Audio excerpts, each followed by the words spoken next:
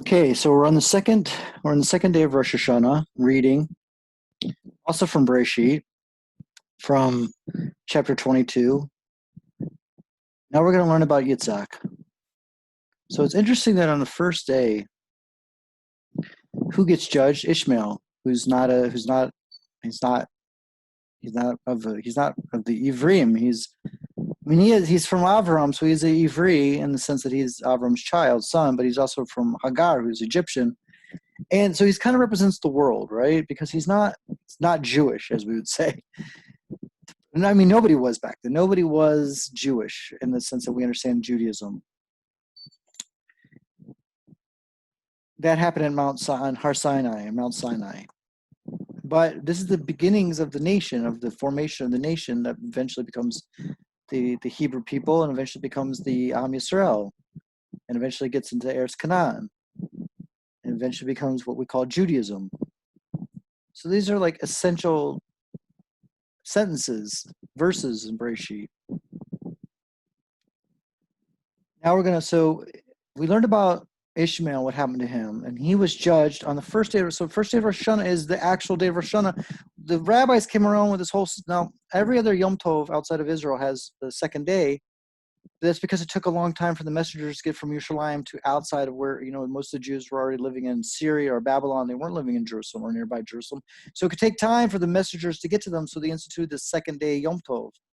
Now Rosh Hashanah happens on the first day of the month.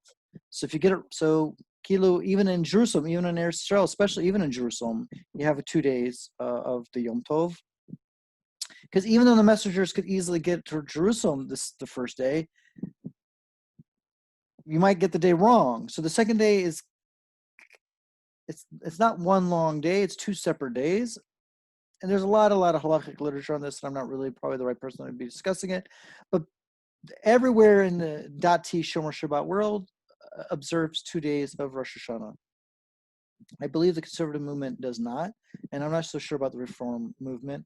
And I could be wrong about what I just said about the conservative movement, and if I'm wrong, I'm sorry about that. But as far as I know, in the Shomer Shabbat Dati Orthodox world, as people call it, every division within the Orthodox world, every sect, every Hasidic group, every Ashkenazi group, every Sephardi who considers themselves Shomer Shabbat, Shomer Mitzvot, takes 2 days, even in Eretz Israel, for Rosh Hashanah. And this is what we read. Now, by the way, what I'm about to read is also printed. The story of Yitzhak is printed in every Siddur, and a lot of people have the custom of reading the story every day. So this is actually one of the most famous and well-known stories in Judaism, up there with the Pesach Haggadah. I mean, I can't. Maybe the Pesach Haggadah is more famous than this one, but the whole Pesach Haggadah is not mentioned. The whole Haggadah is not in the Torah. There's parts of the Haggadah that are in the Torah, but not the whole story itself. This story, we take it and we copy and paste it, and we put it in our Siddur, and people read it every day. And people could read it every day. People could read it every minute if they want. They pick up an Orthodox Dati Siddur, and it's right there. So and this became into Western literature, and there's a famous philosopher named Soren Kierkegaard who wrote a book about this.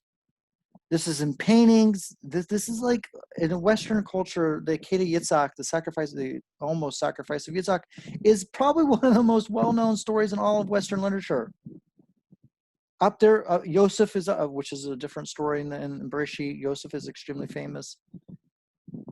So we're going to get into this, and we're going to read it verse by verse. Okay. Aleph. And it came to pass after these things. Here we have one of these transitions in the Torah, right? So before it came to pass, and we had Avimelech and Pichol going to Abraham and like putting the pressure on him about this whole covenant. And now we have another time period passing. Now, I'm just going to give like a little foreshadowing, is that the Jewish sources say that when this story took place, that Yitzhak was in his mid-30s, maybe 35, 36, 37 years old. He was not a baby. He was definitely not a baby. He was over the age of bar mitzvah when the story took place. And that's extremely important when you're reading these verses, because we have a lot of ideas about the story that are not grounded in Jewish sources or grounded in the verses themselves. Okay, and it came to pass after these things, so we know that time has passed, that God tested Avram, and he said to him, Avram, and he said, here I am. And he said, please take your son, your only son, whom you love, Isaac and go to the land of Moriah and bring him up there for a burnt offering on one of the mountains of which I will tell you. Now, Moriah is Yerushalayim, by the way. And he says, take your son, your only son. Now, Avram had Ishmael, as we all know. We just read about that in the first day. But this is his unique and special son that he loves. It's what God says. And Avram arose early in the morning. He was willing to do this. It says you're going to make a burnt offering. Take him, bring him up there for a burnt offering on one of the mountains. So Avram knew what was going to happen or was supposed to happen.